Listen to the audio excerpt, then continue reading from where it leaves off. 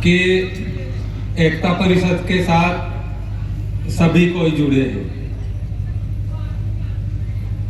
और सब अपनी अपनी उम्मीदें लेके आते हैं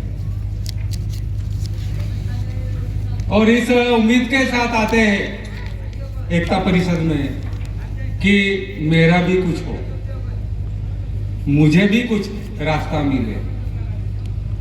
तो जैसे साहित्यिक है, कवि है, लेखक है, जो पारंपरिक, जैसे विक्रम भाई ने बताया कि पारंपरिक रूप से जो अपने अपने बाजे हैं, वो बाजों ने मैंने खुद अनुभूति किया, लिखा और खुद बजाया भी और बनाया भी।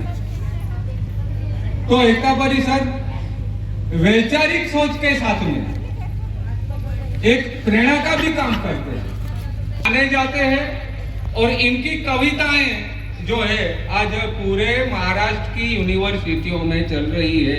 यहाँ तक कि मुझे मालूम है कि आउट स्टेट की यूनिवर्सिटियों में भी अब जाने लगी है। एक दिन मुझे सूरत यूनिवर्सिटी से फोन आया, एक भोये सर है, कनु भाई जानते हैं, उन्होंने बोला कि वाहरू दादा किस तरह से आगे आए। बहुत सारी यूनिवर्सिटियों से मुझे फोन आते हैं और मेरे से वाहरू दादा का परिचय लेते हैं। तो मैंने उनको बोला कि उनकी जो जीवन की शुरुआत है, शुरुआत संघर्ष से हुआ और संघर्ष से उनमें कविताएं निकली और कुछ दर्द परिस्थिति, कुछ दर्द ऐसे जो परिस्थिति, यानी उस टाइम उनकी आर्थिक परिस्थिति बहुत ही कमजोर थी और इलाके की परिस्थिति भी बहुत कमजोर थी। लोगों के पास कपड़े नहीं थे, खाना नहीं था, घर नहीं था। ऐसी परिस्थिति में 4-4 दिन, 5-5 दिन लोग भूखे बैठते थे। तो एक ही गोदड़ी क्या क्या काम में आती है। एक ही गोदड़ी, कोई मेहमान आता है तो उसको बिठाने के लिए खाट पे बिठाई जाती है और रात को सोने के समय उसको सोने के लिए इस्तेमाल किया जाता है और बच्चे के ये खराब, इसको क्या बोलते हैं, वो कप निकलता है नाक से, उसको पोंछने के लिए भी काम में आती है। तो ऐसा गोदड़ी के बारे में वाहरू दादा ने यानी कविता लिखी, गोदड़ी यानी गोदड़। तो वो कविता ऐसे वैसे करके वाहरू दादा किसके संपर्क में आए मुझे नहीं मालूम। वाहरू दादा किसके संपर्क में आए मुझे नहीं मालूम। ऐसे कोई साहित्य के संपर्क में आए, वाहरू दादा का दर्द समझे और ये दर्द दुनिया के सामने रखने के लिए उन्होंने ये जो कविता है वो आगे ले गए और आज वाहरू दादा के नाम पे गोदड़ नाम की कविता यानी छप गई। तो मेरा कहने का मतलब है कि ऐसे जो कवि है, ऐसे जो लेखक है साहित्यिक रूप में हमारे समाज में, कोई गांव में है, कोई ढोल चराता है, कोई खेत में किसी के पास मजदूरी जाता है, कोई दफ्तर में जाता है, ऐसे बहुत सारे ऐसी ताकतवर लोग जिसके पास अच्छा साहित्य है, तो वो लोग किस तरह से आगे आए।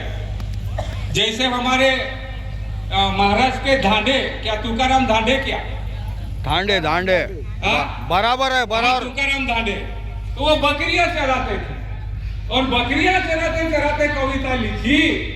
तो मैंने एक बार उनको सुना तो मैं तो हैरान हो गया कि आदमी ऐसा कविता लिखता है। तो ऐसे लोग दुनिया में यानी आदिवासी इलाके के लोग पड़े हैं, ऐसे गाने वाले पड़े हैं। आज हम लोग देख रहे हैं पूरे इलाके में बैंड बाजे बजते हैं, हम लोग देख रहे हैं हजारों की तादाद में, एमपी में, गुजरात में, महाराष्ट्र में, मध्य प्रदेश में, हर जगह बैंड बजते हैं। उसमें अच्छे अच्छे गायक, बजाने वाले भी अच्छे अच्छे हैं, पर एक भी आदमी फिल्म इंडस्ट्री में नहीं गया। वो डबड़े बजाते बजाते मर गया और ऐसे हजारों क्विंटल लोहा हम लोगों ने समाप्त कर दिया, तो भी एक भी आदमी गायक निकला नहीं। तो ये जो तजुर्बा कैसे भी करके अपना कवि, अपना लेखक, अपना साहित्यिक आगे बढ़े, इसलिए हम लोगों ने ये एक मंच तैयार किया है एकता परिषद ने, एक मंच। और उनकी सोच तो मैं कभी कभी बोलता हूँ, एक शायरी है कि निहा पर्दे में क्यों रहते हो हमसे बेखबर होके। ये जो अंदर की ताकत है ना, कि निहा पर्दे में क्यों रहते हो हमसे बेखबर होके, दिखा दो हुस्न का जलवा कभी कैसे नजर। ताकत जो है, तो ऐसी ताकत जो है उसको जोड़ने की कोशिश एकता परिषद कर रही है। और सबसे पहली तो ये बात है, अपने काम पे हम लगे। अभी तो देख रहे हैं अपने काम, पूरा समाज दूसरे के काम पे लगा है। कोई मंजीरा बजा रहा है, क्या कर रहा है, कोई तीरथ कर रहा है, ऐसे कार्यक्रम आप सब लोग देख रहे हैं। और चाकरी की बात भी है, जमीन छीन गई, जंगल छीन गए, हर चीज छीन गए, तो लोग भी दूसरे के यहाँ चाकरी कर रहे हैं। लिखने वाले भी दूसरे के यहाँ चाकरी कर रहे हैं।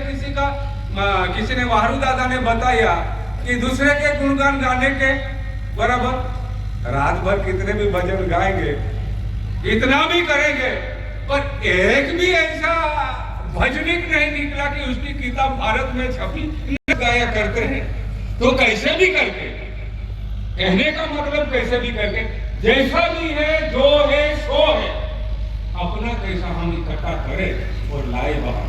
तो अभी बहुत सारे लोग हैं कि एकता परिषद के स्टेज पे आने के बाद में उनकी जो चीजें हैं, उनकी जो अभिव्यक्ति स्वतंत्र रूप से, ऐसे नहीं स्वतंत्र रूप से साहित्यिक दूसरे के यहाँ जाते हैं, दबे सौ में जाते हैं, उनको वो बात करता है, उसको दबाया जाता है, बिठाया जाता है, यहाँ स्वतंत्र रूप से अपने लोगों के सामने मेरे है ऐसा करके वो अपनी चीज रखता है, तो वो भी धीरे धीरे आगे बढ़ता है और लाइट में आता है।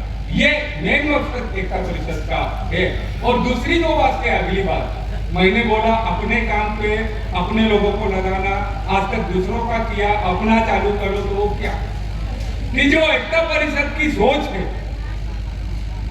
एकता परिषद की विचारधारा है, एकता परिषद के जो बिंदु है, जो समाज के हित में जो बिंदु है, वो बिंदुओं को ध्यान में रख के ये जो चीजें, कविताएं जो हर चीज बनती है। अपना देश स्वतंत्र हुआ था ना, हर एक की कलम ने एक दिशा पकड़ ली थी, एक ही दिशा की स्वतंत्रता। कवियों ने, हम लोग देखते हैं केपी आजमी, गुलजार अभी के हैं, अभी उनमें से है केपी आजमी, गुलजार, अमिताभ बच्चन के पिता हरिवंश राय बच्चन, ऐसे जो थे ये स्वतंत्रता आंदोलन में, उन्होंने कविताएं लिखी, लोगों में जुज्बा बढ़ाया, लता मंगेशकर ने गाया, तो पूरा देश तैयार हो गया। इस तरह से हमारे में से भी ऐसे गायक, ऐसे लोग निकले जंगल जमीन बचाने के लिए। उस दिशा में संस्कृति, प्रकृति, मानव मुक्ति के दिशा में हम लोगों को हमारी कलम उठानी चाहिए। और मैं साहित्यिक लोगों को बस इतना ही कहूंगा एकता परिषद की ओर से कि आप लोग भी हम लोगों को साथ दो, समाज को साथ दो, और एक दिशा हम सब पकड़े। इतना कह के मेरे दो शब्द पूरा करता हूँ, सबको आप कीजिए।